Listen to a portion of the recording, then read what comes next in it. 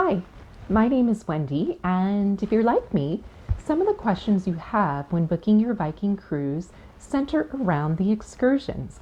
Is it worth the time? Is it worth the cost? And what exactly do you do? So I thought I'd put together an overview of the highlights of the Alps excursion, which is offered during the Paris to Swiss Alps Viking River Cruise. So in this video, I'll share with you what it is and what it isn't, provide you with an overview of your day, share some tips to help you maximize your experience, and hopefully help you manage your expectations so you can make an informed decision if this excursion is right for you. So let's get started. At the time of this video, the cost for the Highlights of the Alps tour was $399 per person for a 10.5-hour day trip with a guide, transportation, meal, and admission tickets all included in the fee, which puts this tour just shy of about $40 an hour. So let me start by saying, yes, this trip is worth the time, it's worth the money. Would I take this excursion again? Absolutely, hands down, yes. I would probably choose to do the excursion at a different time of the year just to get a glimpse of the Alps during another season, but I'd absolutely go on this trip again. This trip was highly enjoyable and really the crown piece to my trip. We went on the Paris to Swiss Alps cruise in late November, so it was still technically fall with some winter undertones. Our itinerary started from B to A, which means we started in Zurich and floated our way to Paris. Now, does this matter when you're booking the excursion? Well, maybe. When I travel, I pack it all in. I hit the ground running, I do it all and see it all. And that's why nobody likes to travel with me, because I am not a relaxed traveler. One of the biggest lessons I learned from this itinerary was to balance my excursions in a more thoughtful way. Excursion fatigue exists, and that is the biggest lesson that I learned. So in this scenario, I'm thankful we started in Zurich because this front-loaded the longest excursion at the beginning of our trip. So although we were jet lagged with some serious dark circles under our eyes, the adrenaline from being in a new country, seeing new things, right around Christmas time kept us going. A first excursion to the Alps really got us excited for the rest of our journey. It set the tone for the trip. While I can't weigh out the benefits of B to A versus A to B in this video, from my perspective, if we would have done this excursion at the end of our trip, I probably wouldn't have enjoyed it as much because I would have been thinking about how tired I was and the long journey home.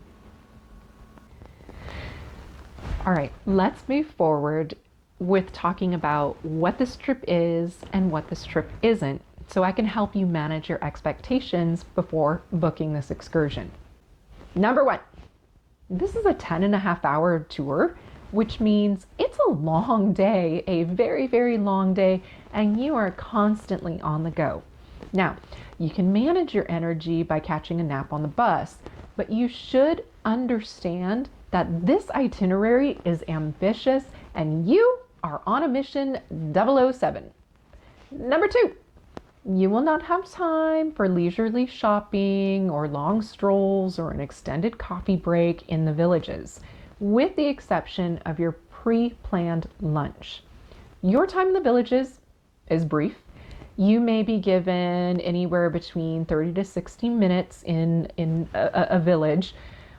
During my experience, we didn't have time to do anything at a leisurely pace. We just got off the bus, stretched our legs, snapped a few photos, used the restroom. We did poke our head into a shop or two, but really it was a very rushed experience. So I don't want you to feel disappointed that you don't get a lot of time in the villages, because you have to remember that your true destination is the Alps, not the villages. So if you can go into it with that understanding, I think you're going to have a more enjoyable time.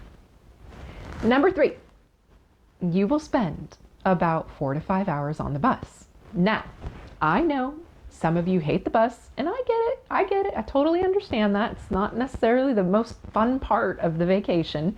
But from my perspective, anytime that I'm not in front of a computer working or running a household, it's like pure magic. I felt like Cinderella in her coach, bippity boppity booing her way to the Swiss Alps, enjoying scenery that I would have otherwise never had the opportunity to see. And really, how else are you supposed to get there? So when it comes to the bus, especially on this tour, I figure I can demonstrate 4 to 5 hours of gratitude for a well-organized trip aimed at creating a memorable experience for me. Number 4, Viking states this excursion is moderate walking, which is about an hour and a half to 3 hours of walking. And I would say that's probably about right for this excursion. I would give it 2 out of 5 sneakers. However, here's the kicker. You must be able to keep up with the group. This tour does not split into leisure and regular. You are one big happy family for 10 and a half hours. You do have a few steps that you'll need to climb up in the train. Also, there will be a moving gondola that you'll need to board on the way down.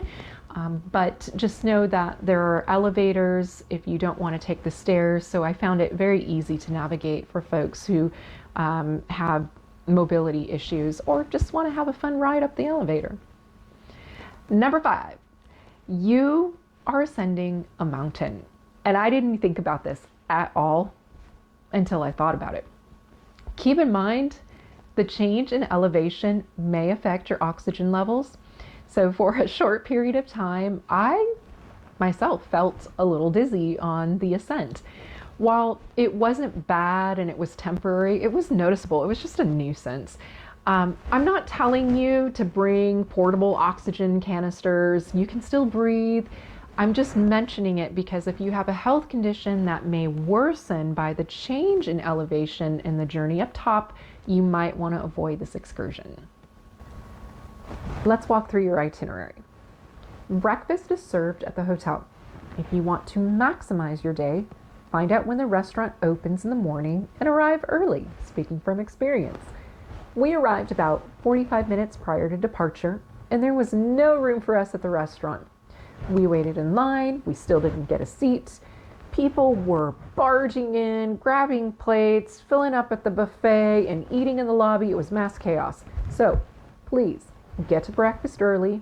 Viking will load your luggage for you, so you don't have to worry about it, and there's no need for you to babysit your bags. At 8 a.m., you will board your coach with a local guide at the hotel. It's about a 90-minute bus ride from Zurich to your first stop in Brienz. Brienz has a deeply rooted history and culture in wood carving and woodworking, and you'll find some phenomenal examples of craftsmanship in this little town. Your stop in Brienz is going to be short. I think we were given about 30 minutes.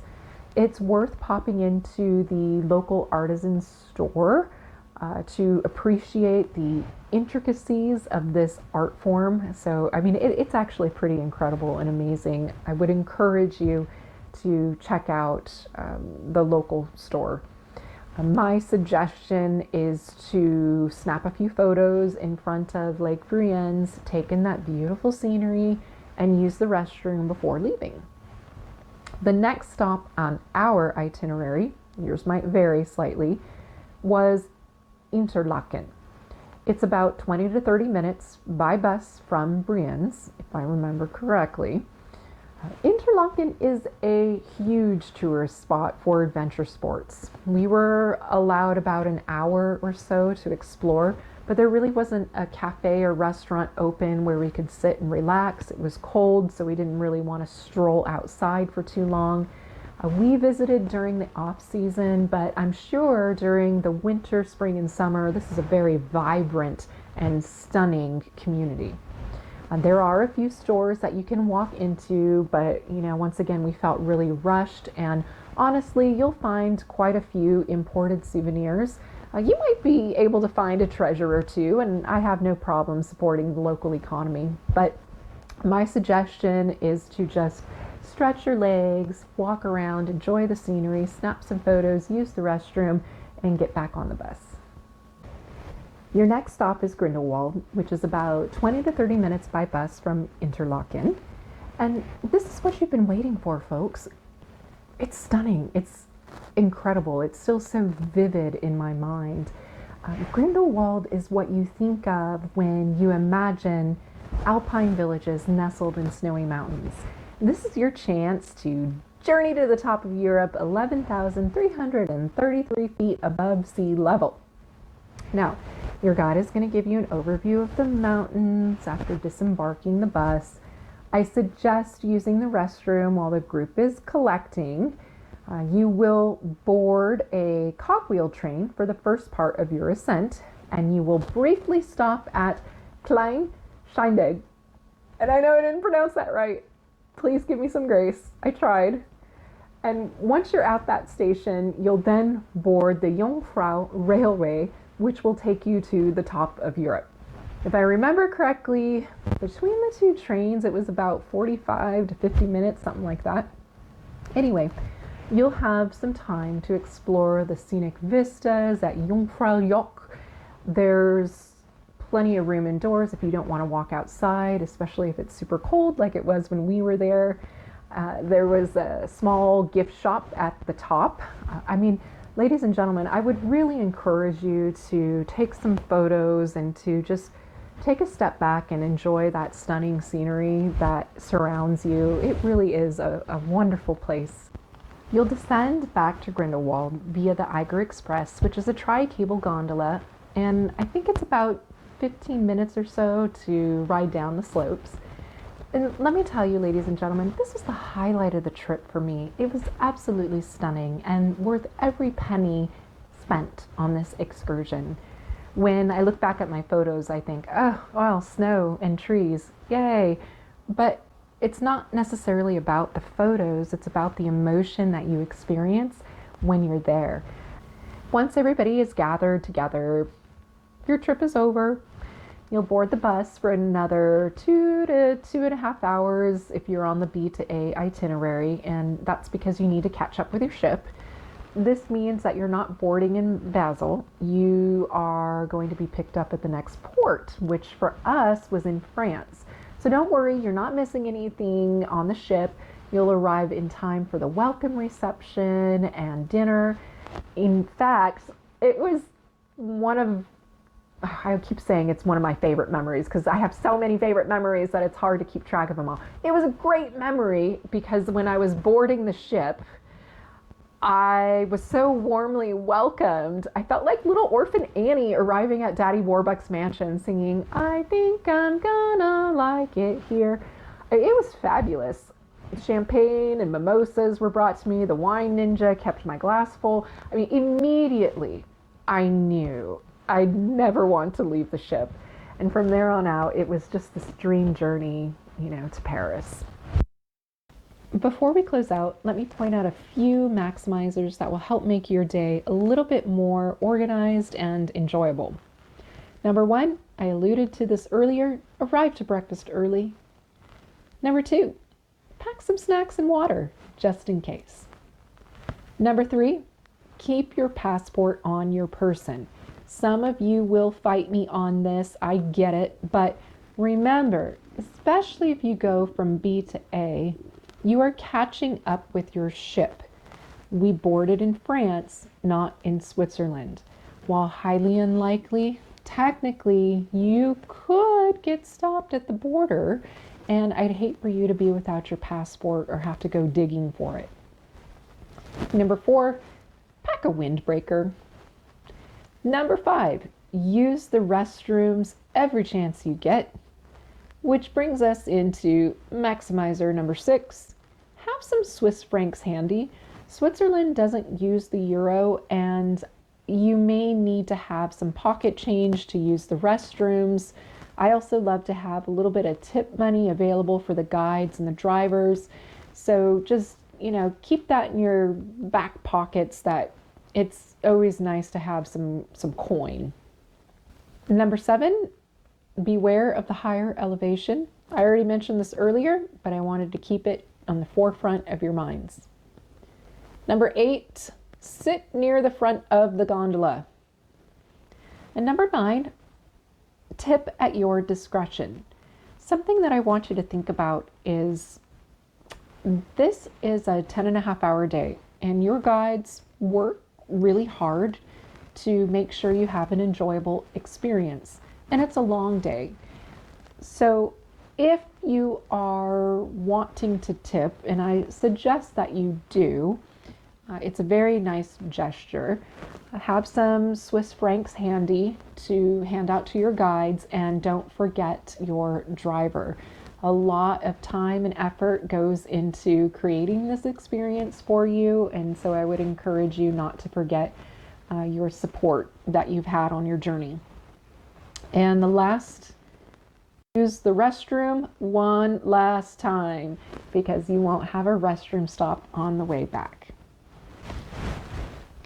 I hope you enjoyed this video and now have enough information to make an informed decision about this excursion. If you found this video helpful, just please let me know. It would bring me great joy if you shared this video with others who you think might benefit from it. And who knows, if folks like it, maybe I'll make another one. I went on almost every excursion in this itinerary.